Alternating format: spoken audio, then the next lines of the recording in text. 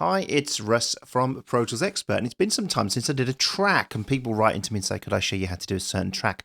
So I've got a track here, and it's less about doing the track and showing you how it's done, but we're going to do that, and more about showing you how useful Vintage Filter is.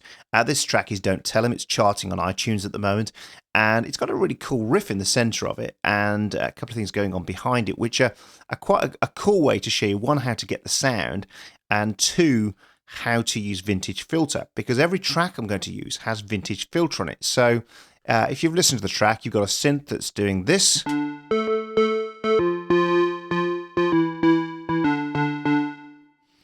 and then you've got a beat that's doing this,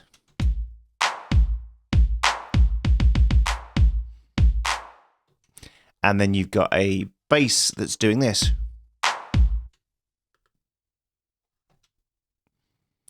And then you've got a bass that's doing this.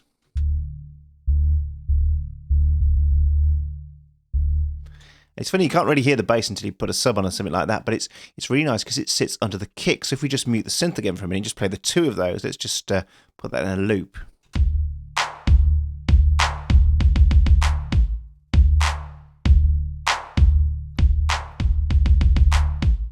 Got one missing there actually. Let's just come in a bit and just get that in there.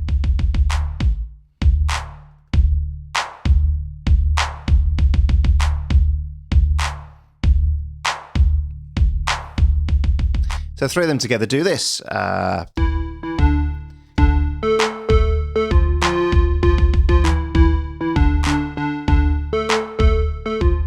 there's a vocal going over the top of it.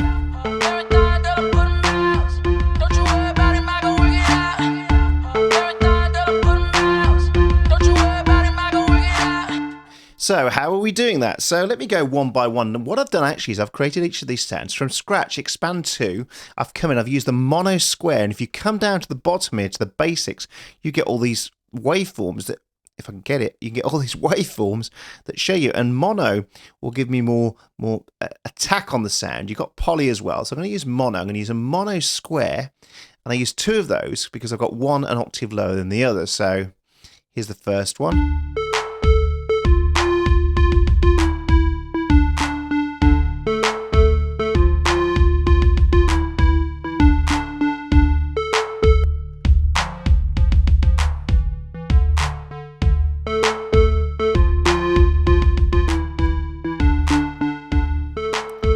And then what I'm doing as well is I've got the cutoff quite a way down, and I could have that higher if I wanted to do. The easy way to do it is to put both of them in and then use the easy section. Now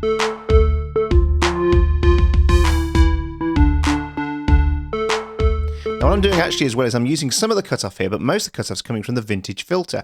So if I leave that open for a sec, and then I come into Vintage Filter, you'll see I've got Vintage Filter switched on. I've got this in high pass filter, which means it's letting more of the highs through than the lows. Now if I play that, if I turn that off first, it's okay, but it doesn't really have any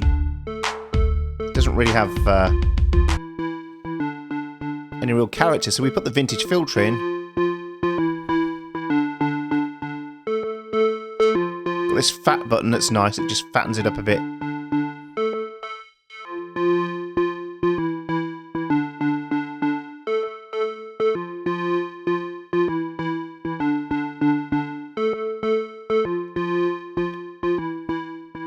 Then resonance up a bit as well to give it some character. There's the original.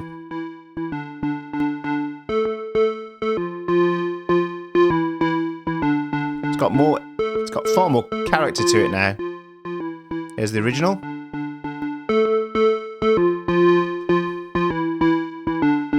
Go to the beat now. And again, I've got Vintage Filter on the beat. If I turn it off for a second, there's the original.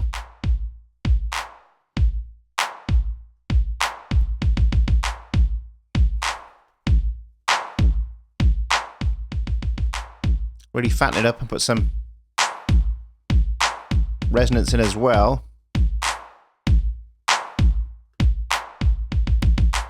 Gives it real energy in the center of the sound. The bass is interesting, and they again are made up of a mono sine and a mono square, but I've got the cutoff right down already on these. Let me just turn the vintage filter off for a second. And I'm using a mono sine because mono sine is an interesting, it's a really good sound for sub because it's got no harmonic additions to it. It's just a sine wave, it's just a pure wave, and there's no additional harmonics in the sound. So it gives you lovely bottom end, great for things like putting under kick drums.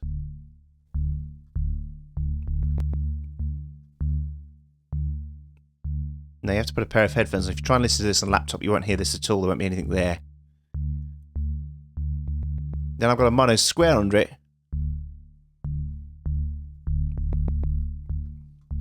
Then vintage filter again. You add that in, it really starts to fatten up.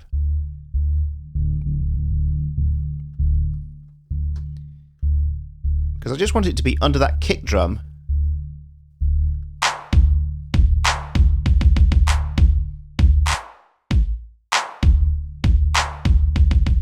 Just like a tuned kick drum in the background. So let's put those three in together now. Let's turn those back in and off. But first let's turn it without the vintage filter. Here's the original without vintage filter.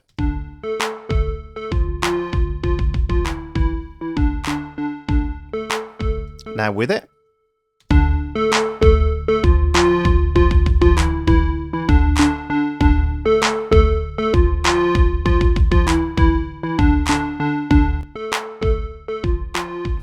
Totally different.